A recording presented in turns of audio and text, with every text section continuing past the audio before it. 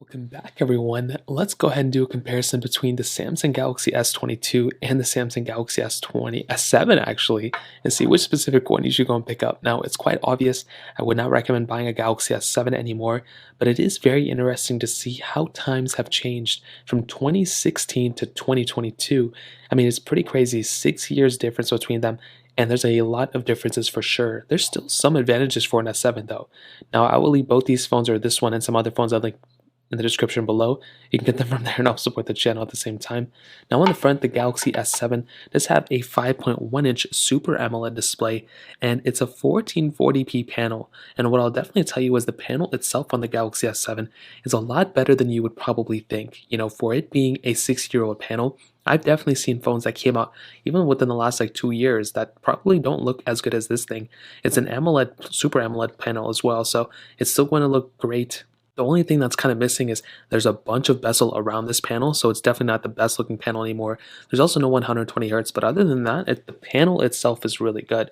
On the Galaxy S22, we have a 6.1-inch dynamic AMOLED display, and this is probably one of the best panels of this year already. It's much better than the Galaxy S7. You're getting 120 Hz, way less bezel around it too. I mean, when you look at the Galaxy S7 and you look at this phone, and this one just already looks outdated. This one looks so beautiful, and I'm so happy about it. You know, the Galaxy S22 looks great, hole punch display, and I love this phone a lot. Now, in terms of the thinness and thickness, surprisingly, the Galaxy S7 is a little bit thinner, I believe. You know, there is a flat side on the Galaxy S22, so it may not be like completely as thin as the eye appears or as it feels like because the Galaxy S7 is curved at the side, but both feel very premium. And that's the very interesting thing. The Galaxy S7 still feels extremely premium. It still feels like $1,000 phone almost.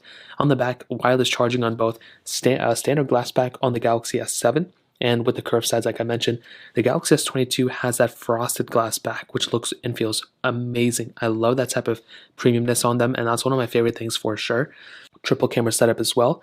Now, one thing I do want to note is that the Galaxy S7 does technically have more I/O than the S22. So on the bottom, we do have our micro USB port, not even USB Type-C. We have a headphone jack, but we also have a micro SD card slot on the Galaxy S7, which is actually very interesting. Having a phone like the Galaxy S7 that has a micro SD card slot is awesome, and I love having that type of capability. Unfortunately, the Galaxy S22 doesn't have it, but it is kind of expected as of this point. A lot of phones aren't really having that capability anymore, which is totally okay. Now, in terms of software and longevity, the Galaxy S22 is getting 4 years of OS updates and 5 years of security updates. The Galaxy S7 is pretty much already outdated. It's kind of sad, but you know, this thing stopped getting software, I think Android 8, so it's been outdated for many years now. So because of that, it really doesn't make any sense to buy this phone anymore. It's completely outdated. Not only is the design pretty outdated, but the actual software and everything is outdated too. So it makes absolutely no sense to buy a phone like this anymore. And that's pretty much how it covered that portion up. Now let's go and do a speed comparison between both these phones. The Samsung Galaxy S7 had, I guess, the Exynos chipset inside all of them, and we have 4 gigabytes of RAM on each model of the Galaxy S7, where the Galaxy S22 has that Qualcomm Snapdragon 8 Gen 1 chipset inside with 8 gigabytes of RAM. So let's go and see which one is the faster phone between both of these. Okay, there we go. Hopefully you guys can see, and hopefully it's not at a weird angle. Clearing out all the apps in the background. Let's go and do that. So close all, close all. Let's get into it. Let's do phone calls, 3, 2, 1. And that's 22 definitely was faster there. Hopping out of these two, let's go and get into messages, 3, 2, 1. Actually, kind of the same thing. There really wasn't that big of a difference there. Let's go and get into their cameras. 3, 2, 1. And I would definitely say the Galaxy S7 may be a little bit faster there, but you can even see the differences in terms of the UIs. Hopping out of that one, let's go and get into their Play Stores. 3, 2, 1. Now, this one may not log in properly. And as you can see, it doesn't because I did log out one time. So let's go and hop out of that one. As always, we have a bunch of these third-party applications we can go and test out. But it looks like I have mine right here. So let's go and get into it. Let's try Snake versus Blocks, 3, 2, 1.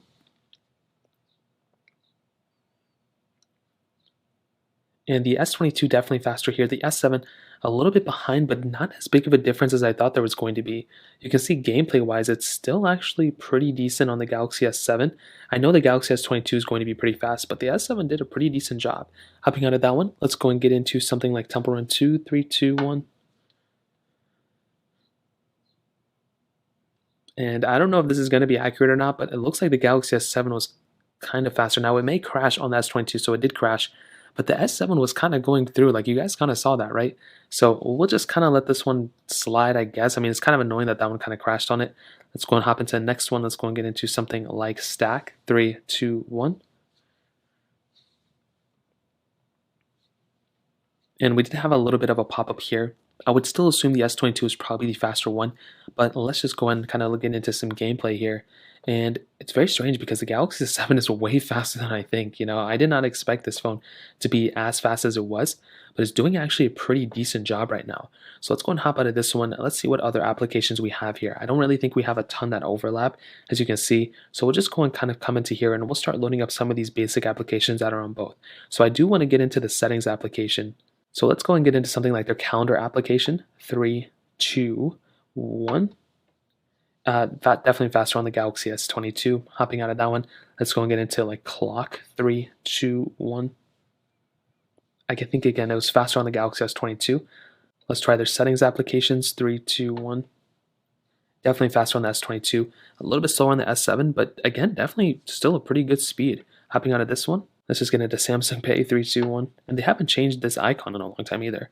Faster on the Galaxy S22, as you guys can see. Actually, that one was a different panel, so I actually don't know which one was the faster one there. Let's try contacts. 3, 2, 1.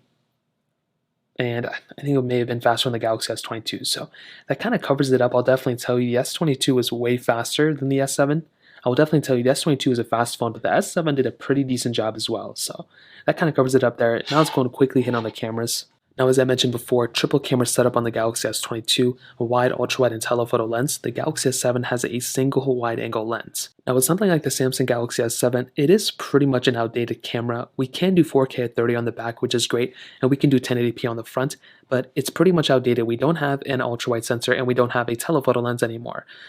The features built in aren't super crazy anymore either, and I guess on their Android 8 version there wasn't any like swiping through we could do. Maybe if we hop into settings, you can see we have, you know, picture size and video size and different things like that you can go and modify, but the camera itself really isn't anything super crazy. And I probably wouldn't recommend buying this phone because of the camera.